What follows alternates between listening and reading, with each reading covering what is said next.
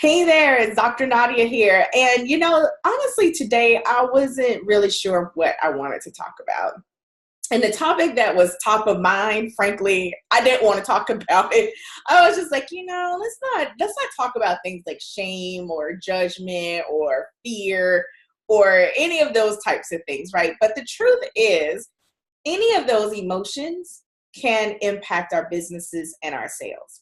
And when you're having sales conversations, fear, shame, judgment, fear of judgment, all of that can surface during those different conversations. And it's been a topic, honestly, that's come up quite a bit lately.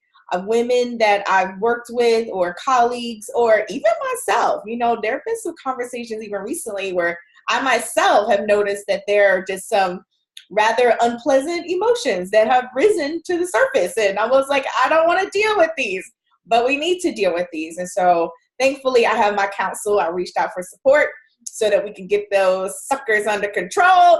And so I could focus on continuing to grow my business and being my best self.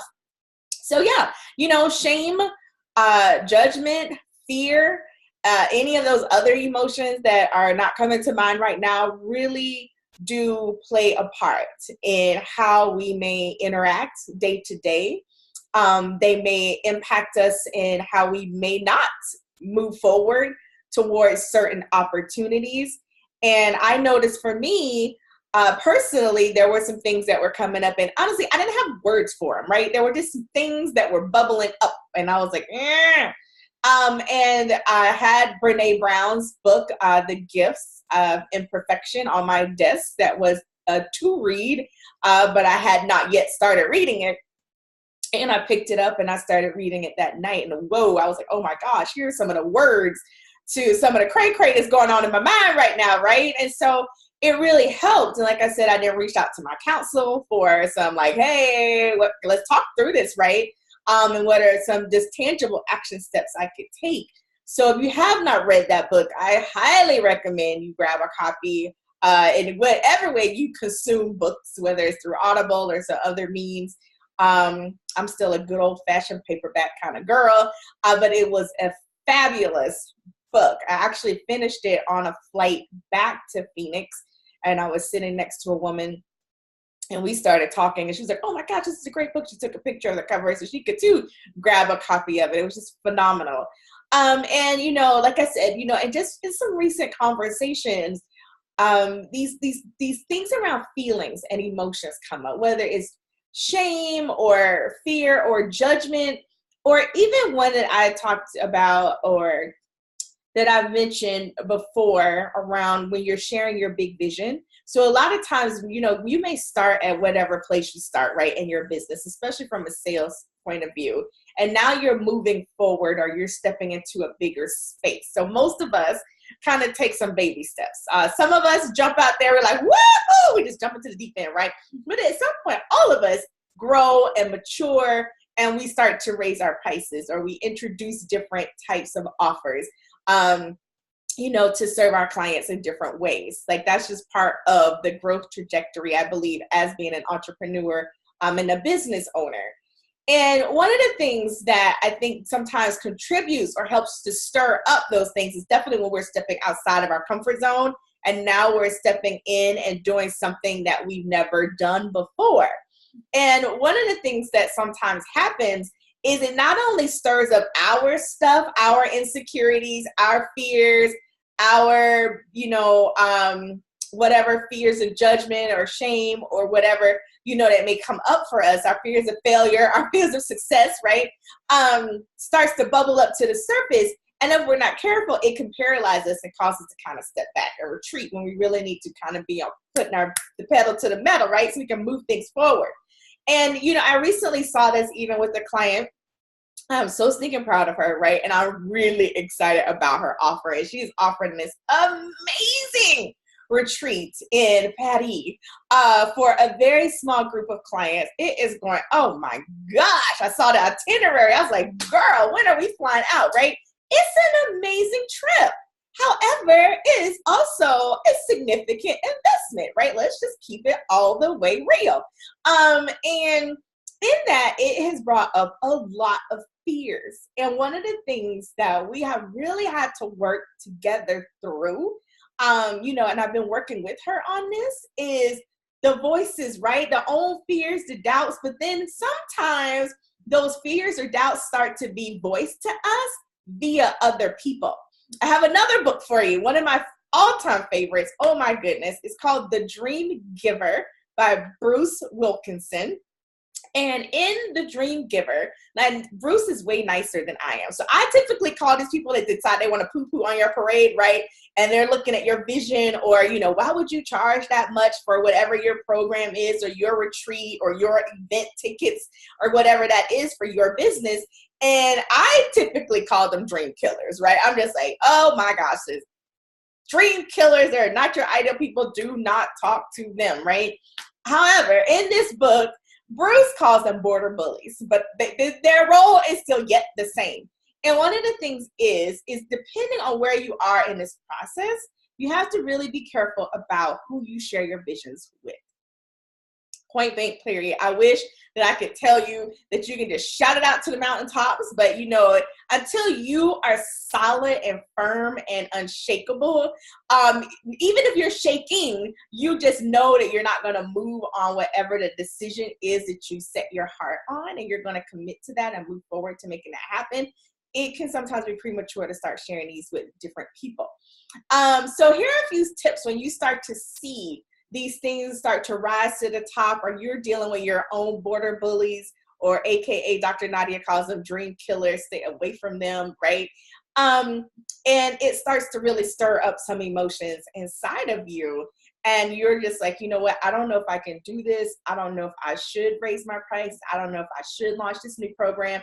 I don't know if I should have my event because, I want to charge a certain amount, or I want it to look a certain way, and that's not necessarily how other people are doing it. 3 quick things that I want you to consider implementing as you move through, because trust me, you're going to move through this and you're going to get to the other side of this. And then you may decide to do something different and you have to go through the process again. That's kind of what we do, right? But when you're doing this, I want you to be really clear and doing 3 things and just being really consistent with them. The first thing is write your vision. Write it down. What is that thing? I'm going to host an amazing all-inclusive retreat in Paris for a week for 6-7 women, and I'm charging X, right? Or if you want to take it a step further, great time to implement a vision board. So create your vision board. I love it when you just take it and frame it and then put it on your wall, maybe in your office, so that you can consistently see it. But you want to keep that vision before you.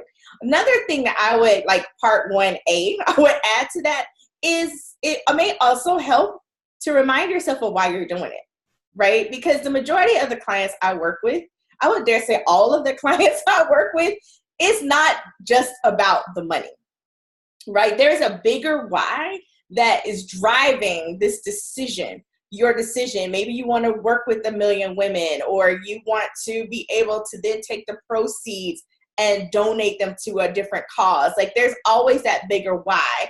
And sometimes when we're in the midst of going through this right, working through the muck, we forget why we decided to sign up for this in the first place.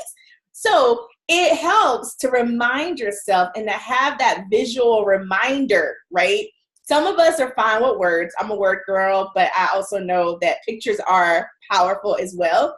And, they're pretty, right? So you have your board and you put it in a beautiful frame, and then you may just include a note about why. Why is this so stinking important to you? Because you're going to have to hold on to that as you work through this process. The second thing is find your tribe, your community. I call them your team of crazy. I have a council of 3. I meet with them on a regular basis, right? Because I'm doing some things I've never done before. I'm stepping out into unknown territories. They are constantly stretching me and pushing me, and I'm running into stuff, and I need my team, my people, my safety net, right? I go out and I do some things and I take some big steps. I make some massive mistakes, but I can go back to the safety of my council, my community, where I am protected, and I can share the wins, the losses, the disappointments, my fears, all of that in a place that's safe, that's going to build me up And on those days when I'm just not seeing it, I'm not feeling it, I can borrow their faith, right? And their belief. I can borrow a little bit of that to encourage me to keep going and keep moving until I can fully stand in the belief of it. So you don't always have to be there before you move. A lot of that belief comes as you move and as you do things and as you see results and as you have conversations. And even in the no's, you're like, well, at least I had the courage to ask, right? And put it out there and let people know about this amazing thing that I'm doing, because eventually the yeses will come. And then finally, this one is probably one of the ones I struggle with the most, but number 3, practice extreme self-care. And I say extreme probably because I don't do it enough, right? So, taking it to that next level is like, oh my gosh, this is so extreme. But what are those things that are really gonna support you? Is it a massage? Is it making time out, regular times throughout the week to have an Epsom salt and lavender bath? Or, is it buying yourself some flowers? Is it taking a self-retreat? Like, you're doing big things, and sometimes it doesn't always feel like it, but you really need to practice that extreme self-care and give yourself the space and the grace to make mistakes, to fall down, to want to throw in the towel, to need to have a temper tantrum, to feel all the feels, right? Good, bad, and ugly, to go through that process, because you're not alone. We all go through it, and believe it or not, this does have an impact on your sales. When you don't deal with this stuff, it comes out some kind of way, right? And people can feel it. So when you have systems and processes and strategies in place to support you as you work through, right? So you're going to go through it. We all do. But trust me, you'll get to the other side and you'll be a better, stronger woman, more profitable woman too, right? Hey, we definitely want to get some sales in there and work with our clients. But we want to do it in such a way that we're still protecting our mental and emotional health. We're not burning ourselves out. And if there are some other steps that you need to take, like if you need to hire a counselor or any of that kind of stuff, hey, I'm not knocking it. Do what you got to do, girlfriend, to get it together, to keep it together, because I get that this is stressful. I get that this is scary and that it is not always easy. So these emotions come up. They come up for me too, right? Like I said, I'm there with you. I'm dealing with my own stuff. I'm finding my own ways to work through whatever and deal with whatever is coming up, or not deal with, in healthy ways, right? So what are those things that you need to do? But I think it's one of those things that we don't often talk about as part of our entrepreneurial journey. And we don't necessarily look at as to why things may not be working for us, even from a sales perspective. Because here's what I understand, and this is what I know, is you have to believe it first. You have to believe that whatever it is that you're offering is worth it, that is going to be just as transformative as you believe, if not more. But you have to stand firm, because your prospects and your future clients are buying into your belief first. So you have to get to that point. And unfortunately, sometimes it is not a pretty process, but trust me, you can do it. I believe in you. This is Dr. Nadia signing off. I'm just sending you a big old virtual hug, because I know you can do this. I know it's not easy. And should you want to schedule some time to chat with me, send me a note, whatever, reach out. We'd love to hear from you. What are some ways that you get through it? Maybe it's some prayer and some chocolate. I'm all about that chocolate life, right? But whatever it is, would love to hear some of your self-care strategies, some of your things that you use when you are facing something that was really massive and really scary that you are doing in your business. I would love to hear from you. So you can always forward me an email at drnadia@doyenneleadership.com. That's DRNADIA at DOYENNE leadership.com. Take care. Have an amazing day. I'll talk to you again soon. Bye-bye.